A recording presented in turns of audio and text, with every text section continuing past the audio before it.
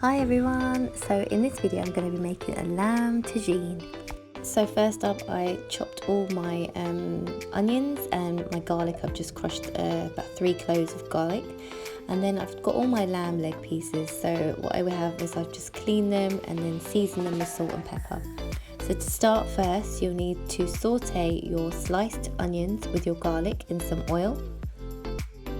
So you want to let that saute down for about 5 minutes or so. So while that's cooking, I'm just going to prepare my other ingredients. So I'm using some dates, and the dates will add a lovely sweetness to the tagine.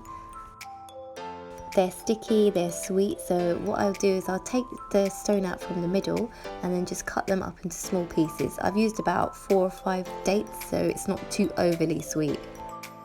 My spices I'll be using are cinnamon powder, ground coriander, ground cumin and turmeric, and also some paprika. So when those onions are ready and lovely and soft, we start adding in our spices. So we've got some cumin, some coriander, some cinnamon, turmeric and some paprika. Give that all a good mix so all those spices are releasing their aromas and flavour into the onions for about 30 seconds or so, because you don't want them to burn.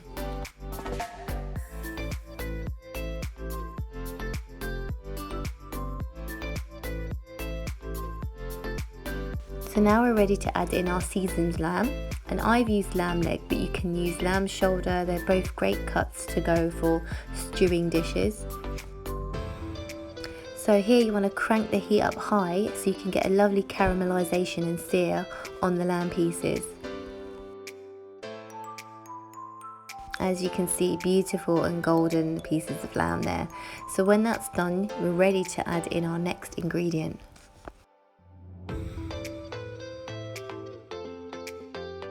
So I've used plum tomatoes, but you can use chopped tomatoes, that's fine.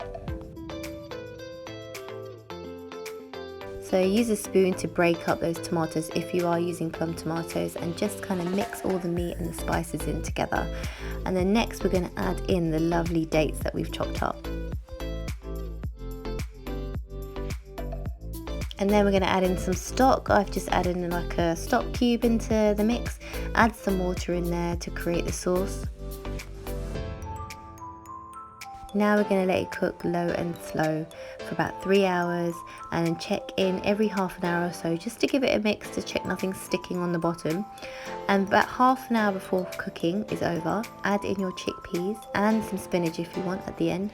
You can dust in some fresh herbs on the top or even some pistachios. This is a great Sunday weekend recipe. You can have this over couscous or rice. It's utterly divine. Hope you guys enjoyed my video. Please like and subscribe for more. Check out my blog as well for the recipe and other recipes coming up too.